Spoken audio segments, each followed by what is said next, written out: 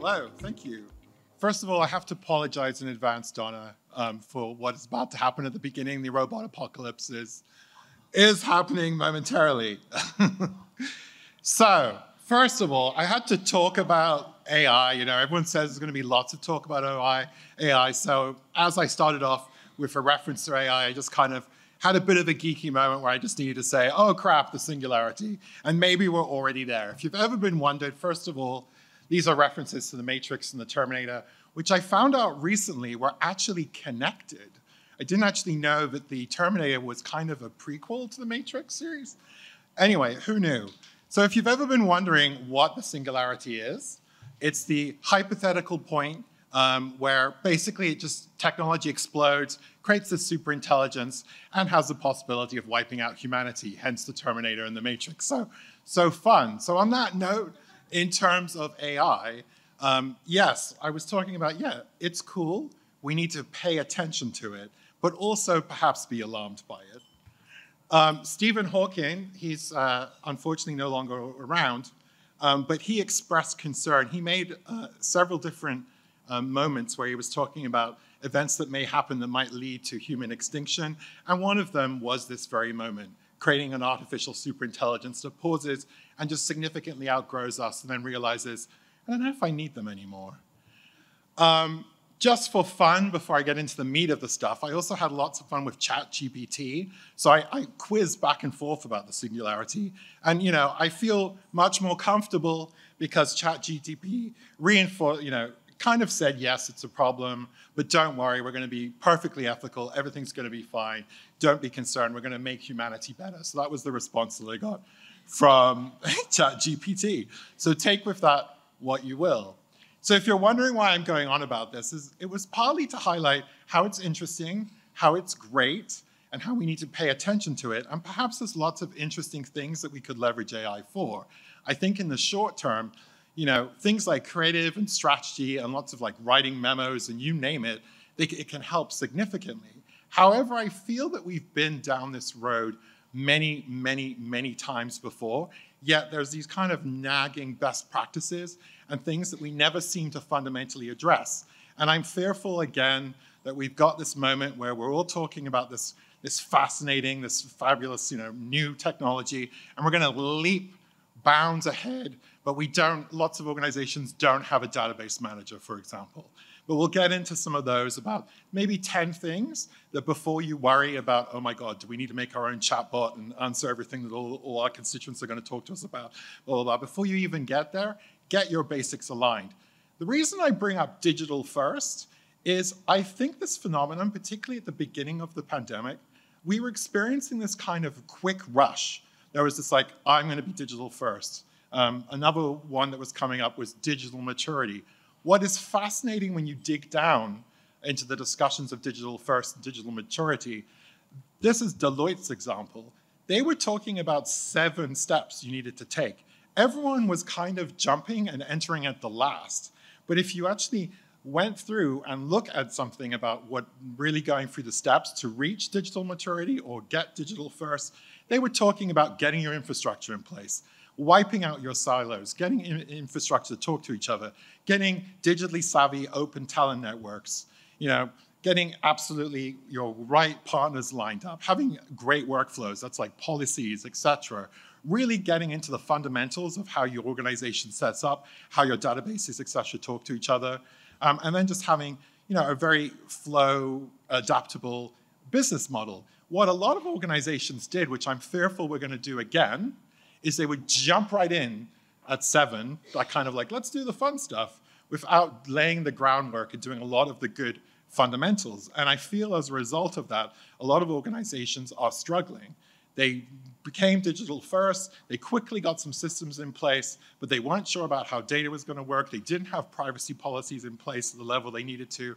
And as a result, in a few years, huge time-consuming effort. They couldn't necessarily say what their benchmarks were, what's happening, have we spent money in the right way? And so it just has kind of come onto its own. I worry a bit that we might be having another moment. Yes, AI could be providing some alarming outcomes, but also could be providing lots of support in lots of different areas. But as an industry or as a nonprofit or charitable sector, let's get the basics right first. So one of the first ones, I always go on about this, I was happy to hear there was discussion of omni-channel, but be multi-channel. This to me is still shocking to this day, and as a, okay, am I bitter? I'm a mildly bitter Gen Xer, that we are actually fundamentally multi-channel. Like a lot of people don't realize, they kind of put us up, but we grew up in the digital age. So we are using social media, we're digital, etc. But you know what? We also love our TV. We also love getting direct mail. We also, some of us still might even track down a magazine and stuff like that. Like we're still kind of very much omni-channel. And the reason I bring it up, and particularly as a Gen Xer, is Gen Xers are ignored, but they're also, in light of what's been happening with the pandemic, a huge potential in terms of their fundraising. They are next in line. And it feels like as an organization isn't preparing, if you're not being multi-channel or omni-channel, you're going to miss out on potentially a huge amount of generational wealth that just is coming together right now. And so how do you get that? Be multi-channel. So are you really multi-channel? That means TV, telemarketing, direct mail, digital. Multi-channel is not, we have a Facebook page, we have TikTok, we send emails and we send texts. That is not multi-channel. That is the exact opposite. And if you think, so that's one. I kind of throw in, and maybe this is some of the work, but it's almost like, are we actually a bit ageist in our fundraising approaches nowadays? Like, it just kind of dawned on me the other day, whenever I used to bring up direct mail, et cetera, that everyone would have these pictures, it's just the 70-year-olds. And I'm just like, well, it could be 70-year-olds, but if they're giving you millions of dollars, like, let's get up to it, let's look after them. And I find that perhaps being multi-channel, you're actually more likely to reach out. In fact, to a large extent, if you think about it, there's lots of people, not just your constituents in terms of your donors, but the people that are programmatic. It cuts across things like income, economic, class, geographic, and age consideration. So if you are very much in this digital-only mindset, you might be excluding tons of people. So this is just to give you some background. Here's a point. Only 85% of Americans actually have smartphones. 75%, this is people that actually use the internet. So if you think about it, that's a huge percentage of people that if you aren't contemplating other channels, if you're completely focused, it's key because digital is excellent and it has an idea, but it works best when you're integrating with other channels. So this, I already had a bit of a rant about Gen Xers, but this is just another thing. This is looking particularly at Gen Xers about how much they love their TV and desktop and laptop. And you'll find this with a lot of other generations, but Gen Xers who are ignored, typically, like I watched a video on TikTok the other day, and they did this kind of like, they always do these regular videos on TikTok, which how generations will ask for a job. And they'll start with like, boomers, and then it will suddenly jump down to millennials, and you're just kind of like, ugh. So it's fascinating, and I'm like, yes, we don't exist. Oh, well. But it's fascinating because they are, after boomers and the civics, which are the older generations, they are the ones that have stable assets more, and they're definitely, you should be paying attention to Gen Xers. Yes, there you go. So number two, in terms of what you should be doing instead, and this is linked to our multi-channel, I know it's radical, but test your traditional channel. I know so many organizations that have their act together digitally. It's amazing, and they've got this amazing list with addresses, and you pause and you go, you know what? You've got this amazing list of addresses. Have you ever thought about sending them something in the mail? It's a bit of a radical concept nowadays, but test your traditional channel. You might be surprised. I find it shocking how we're getting emails and text messages and like no tomorrow, notifications in social media, like no tomorrow. It's saturation point. But the number of pieces of mail, 3, for example, it's shocking to me that we haven't necessarily realize that we're saturating particular channels, and some of the traditional channels we're still doing very well are being ignored. Number 3, okay, Charlie, sorry. This is like a running 3, and this is, I feel like, yes, I've maybe ranted about this for 20 plus years. Integrating your data is like, get it organized, because if you don't have integrated data, it doesn't matter what amazing systems you have in place. You You have no idea, if you've got your events sheet over here, you've got you've got engaging networks over here, but you haven't integrated it with Salesforce or you name it.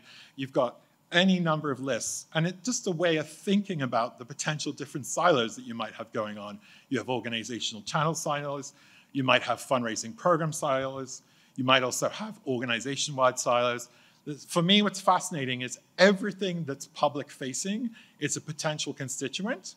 So and it could be delivery-focused. So those people that are subscribing to your email list, those are volunteers signing up for events, you name it, this is all data that needs to be integrated. They don't think of you. These Rolodexes are still kicking around, which is also fascinating. But it's just a fascinating approach when you start thinking about where is data actually living. And there's any number of places. So really, before you hop on the next trend, where is all your data? Is it integrated? Do you have a system? Is it readily accessible? Get it kind of organized. Again, Excel spreadsheets, bane of my existence. This is just to give you, sorry, it's all coming out now. This is just to give you a bit of an example of what we like to do is we kind of run these audits where you just kind of lay it all out. You get everyone together, you have a bit of a conversation about where is everything, where is our data? And then it becomes fascinating when you actually start thinking about the interactions. And you can see if you have a constituent, not one constituent is ever going to say to you, I signed up for your event list. I signed up for your volunteer list. I signed up for this. So of course, it makes sense that you sent me 5 emails. They're never going to have that approach. They're going to look at you at one organization, expect you to be integrated. And so if you haven't thought about this, you might be potentially losing donors or constituents or making people angry left and right. This is just to highlight some of the potential areas. So if you think about it, typos, duplicates, different coding, any number of problems with these different interactions can come up, and before you know it, you have runaway duplicates in the works going on. This is the goal. Apologize for my kind of aggressive language. This was a few years ago. But the goal is to kind of get to that seamless experience of just having one and a bit of one-to-one. You may need to have 2 or 3 systems, but in the back of your head, if you're thinking we're going to get all our systems integrated and our goal is to get to that master with the one integration. This again is shocking to me that hundreds of thousands of dollars will be spent on making a new app or something along those lines, which is great. It's fun, but they don't have a database manager as an organization or someone that's responsible for it. It is shocking about how important data is and how integrated it is, how important your integrity and good, clean policies are from a privacy, responsibility level, et cetera, from legislative requirements, which are getting more and more. So many organizations do not have an empowered database manager. So before you look at the next trend, an organization really get organized and hire yourself a database manager. This is just to give you a bit of an example of what a why a database manager is important, but it's really about organizing your data. They're the ones that are having oversight. It's often a thankless task, but they're the ones that are making sure your fields are all aligned, your systems are integrated, your policies are in place, you're respecting privacy, you're cleaning up your emails, whatever it is. They're the ones that are empowered to do that. And an organization that doesn't have one of those is going to suffer. And it could be weeks of work to try and figure out what program is working. It could be weeks of work to develop benchmarks. This is also a fundamental, which I think a lot of organizations don't do, which is just understanding who your constituents are. So actually doing market research. I just threw up audience surveys, but it's amazing what you can actually do from survey work. It's very low cost. You can use SurveyMonkey or whatever it is. There's many different options. Online systems have great, as does Engaging Networks, have great ways of doing surveys. You can ask questions about your education levels. You can ask things about hobbies. You can name it. Even in very low cost ways, get an understanding of who your donors were. You might, for example, find that you might have a whole bunch of bitter Gen Xers who would love to get a magazine from you.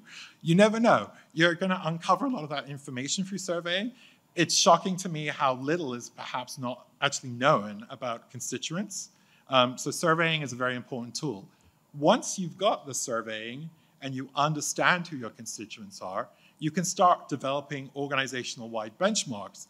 That's where what I was talking about in terms of data and policies and procedures and integrity is the inability to kind of have that overarching scan of how something is working. It's very rare to maybe, some organizations start thinking about impact. They're like, how are we going to quantify our impact? And they're starting to think of an overarching goal or some sort of overarching benchmark. So start, as an organization, start thinking, what are your key benchmarks? This is just some groupings I saw, but some examples. I think I may have actually got ChatGPT to do this one. Give me some examples of benchmarks. And then the robot apocalypse. But here was very much about impact. They showed donor retention. This is just some examples. This is fascinating to me. They talked about benchmarks around stability, also benchmarks around transparency. But kind of those overarching, we'll look at things like open rates, click-through rates, and response rates, et cetera. But do we have any, overall benchmarks? This is a great opportunity. So before hopping on the next trend, what could be some of those overarching? If we say to someone, we've done X and Y, how are we proving it? What could be an overarching benchmark? This is what we've done, for example. We often will use these benchmarks and other things that we develop to actually form multi-year budget models so that we can plan ahead. That's, again, another shocking thing that you can actually get to when you actually have things like a database manager and so forth. You can start being far more predictive. Number 7, in terms of other things that you could do, would be demonstrating impact. I've pulled up one. I didn't want to pull any favorites. I was pretty sure that the Pancreatic Cancer Action Network in LA was not going to be here. They are, I've done work for them in the past, but not currently. But what I thought was amazing about the pancreatic cancer, this is their About Us section. Often when you click on an About Us section for an organization, you'll get, maybe some pictures of staff, maybe board members, maybe you'll get the mission statement, a click to the mission statement, maybe a financial statement, but you don't really have this clean cut laid out. You can't necessarily see it, but you click and you get this kind of 2-line, this is what we do, this is their mission statement, and then they have this nice video where it's talking about what they do, then they immediately break it down, here's our approach, and they've just iconed it out into 4. You can see research, patient services, advocacy, community. They then they have really clear goals. Here's what we're going to do. We're going to increase the survival rate from 10% to 20%. We're going to raise. And this is them thinking about their overall global impacts. And then they've gone back and said, this is what we've accomplished. And this is a very different, but it's taking all that, building content, demonstrating impact, really kind of getting everything together in a very clean way so people can highlight and engage. And it's rare. I mean, take a look. There obviously are lots of great organizations, but there's some, it's rare when you can see everything so succinctly put together where it can all build up and where fundraising and everything else is tied together. Number 8, in terms of other things to look at, is really about refining your messaging and making your brand savvy. This is a bit of a different kind of existential crisis for the nonprofit sector. But if you notice, corporations are moving in like no tomorrow into the social purpose sphere because they understand it's good for business. If you look at responses from younger generations, when you ask them, how are you making a difference? Or what do? You'll see the percentage of people that think making a difference by giving to a nonprofit and charity is shrinking dramatically. And so you kind of pause and you go, well, what's going on? Does this mean charities and nonprofits in 10, 15 years, are we going to have a fundraising base? Are we going to exist anymore? And I think what's happening is generations are they're having different approaches. They're doing things on the ground. They have shifted the mindset. So kind of from millennials, Gen Z on, they've shifted the mindset about how they make a difference. It's not just about making a donation. For a lot of them, it's in everything that they do. So they're like choices that they make in terms of where they're going to work, choices in terms of what they're going to buy. They believe those kind of values that they care about should be as part of everything they do. And so corporations have realized this. So all those amazing brands, like many come to mind, but if you're starting to wonder, I thought they just made soda or whatever, take your pick. Why are they suddenly talking about this food bank or whatever it is, or this new program that they have going? They understand this is becoming more of a factor.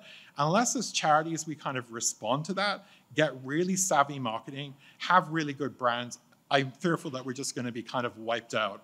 The singularity won't get us, the corporations will. Instead, in terms of just giving. Number 9, number 9 is in terms of just integrating your messaging. This is all linked, and the reasons I brought up PanCan is this is a good example, that's the pancreatic cancer, is it's shocking to me when channels and departments operate separately, in a sense that a press release or an update or an event has happened, and it's nowhere to be seen in digital communications or on social media or on the website, or they might send out a magazine, or you name it, or they're talking to a particular donor, or they're doing a telemarketing campaign, or whatever it is. We do things like organizing an integrated calendar where you kind of start having a bit of, get everyone together and start thinking about, this is what we're going to talk about in January. Again, this is something that you can do that's a very low cost, that's suddenly going to balloon your message. And you'll see, talking a bit about what corporations are up to, they do this so cleanly. They're like, January, we are talking about this. Everyone needs to buy flowers this January. So everything is about it, everywhere you go. And we need to be in a similar way, not this cluttered, confusing message. Streamline, integrate on all our channels. There's many reasons for integration. I talked about some, but it's really, you'll be shocking that it actually will save you money. You'll generate a better response. People will recognize your organization. And just on the whole, you'll enhance just the work that you do. That's what I'm talking about. Got 3 minutes. The final is just to develop content. And the reason I, again, picked up the Pancreatic Cancer Action Network, I'm going on about them quite a lot today, but what they did as well, like you saw that About Us, just that really impactful video. Video is so important nowadays, you name it, whether it's on TikTok or you name it, it seems to be, it makes a world of difference. So actually developing content before you get on the next phase, really thinking about, can I be making more videos? Can I be doing these more things? Can I be integrating my messages? Is there a lot more content? And these should be things that you should prioritize, perhaps overspending potentially hundreds of thousands of dollars on some new technology or something along the lines if you haven't got your basics aligned. And that is my rant. Thank you. So we have some questions coming in, but as people are getting started and kind of thinking about all that, 10 steps is a lot, 10 things to kind of like focus on.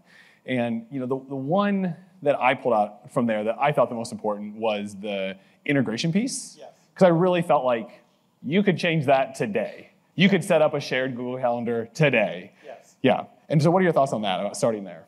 Yeah, that would be an excellent place to start. Like, absolutely. Doing like what you were talking about, cross-functional stuff. Have I got it on? You good? Now I've got it on. It's because I talked about the machine apocalypse. No, it's coming for me. I think that's an excellent place to start. Absolutely. There's lots of free things that you can do just to integrate. One thing we did when I worked before I became a consultant was I would strike editorial committees where you're just kind of starting to do these cross-functional teams and you're just making sure that your frontline programmatic people, your PR people, your comms people, your marketing and fundraising people, and your database people were kind of all on the same team and talking about things like content and integration. Even steps like that can just make a huge difference, whether it's a Zoom call or in person, you name it, just taking those kind of steps internally to get integration going. Yeah, I think a lot of times you get into situations where people just see, something like digital transformation, just get very scared initially because it's like such a big thing. And I think what you're trying to outline is there are concrete steps you can take to make it so much more approachable and to know that it's a 24-month process. It's not but there are things you could do today to start setting yourself up later on. Absolutely, and I would, this has been a running, but data cleanup, and I say data cleanup because it's fascinating because even just conversations about what information we have, where does it live, and how are we tracking it? And then, if you've woken up one day and you've gotten all first names to be in the same field, or whatever it is, even those sort of things, or You've picked which is the main email for this particular function, and you're starting to tag and streamline. It's those kind of quick wins and steps you can start doing cleanup and eliminating duplicates that will start setting the pace to make an integration, get new technology and other things much easier. And I think one of the things you could focus on is, people are really, especially if you were talking to like your data team, your IT team, they're going to be really focused on a single source of truth. Yes. Right? But the reality is that for your on-the-ground programmatic people, your different business units, they are going to have a different version of the truth that they need to use. Yes. Right? So we call those, multiple variables of truth. And what it does is it just allows you to say, it can all roll up back into our single source. Yes. But this business unit that needs it in a specific way can utilize it, but it's the same set of data. It's just a multiple view of that truth. Yeah, absolutely. And I would say a typical example, which I come across regularly, is major gift fundraising. They often will separate it. They're concerned about getting into the mass fundraising database. But fascinatingly enough, if you aren't all integrating all those activities again, you couldn't, for example, exclude some of the major gift prospects. If the major gift prospects haven't been entered into the various databases, you haven't got their information, they might suddenly start getting, for whatever reason, all your communication. So actually having an integrated system is in everyone's benefit. Right, right. And so we had one more question here. What type of content would you say works best for conversion through social media? Conversion through social media. Well, it depends who your target is, and it depends which media you're on. Test and depends. Test and depends. Test and depends. Understand who your target is, because a lot of it's almost a bit of like you need to. The first step would be who really is our target, right. Because you might be all over TikTok, which is amazing, but your people that you need to reach, maybe all of them hate TikTok right. and aren't on TikTok. Not everyone is on it. A lot of people are investing, so it's kind of pausing and saying. I'm going to apply for one of our things, campaign first. Who is the person that you're actually trying to reach, and what channels are they responding to? So that's the key questions. And then from there, that will drive you. And that's another reason why I was talking about surveys, is then you can get to the bottom of who they are and what they care about. Right. You might, for example, find out you've got a whole bunch of gardeners, who knew, on your file. They care about gardening. So shock horror, if you had some content that somehow has worked your organization into gardening, they may love that stuff. So that's kind of just a bit of an understanding about who your target is. Amazing. Chris, thank you so much. Thank you.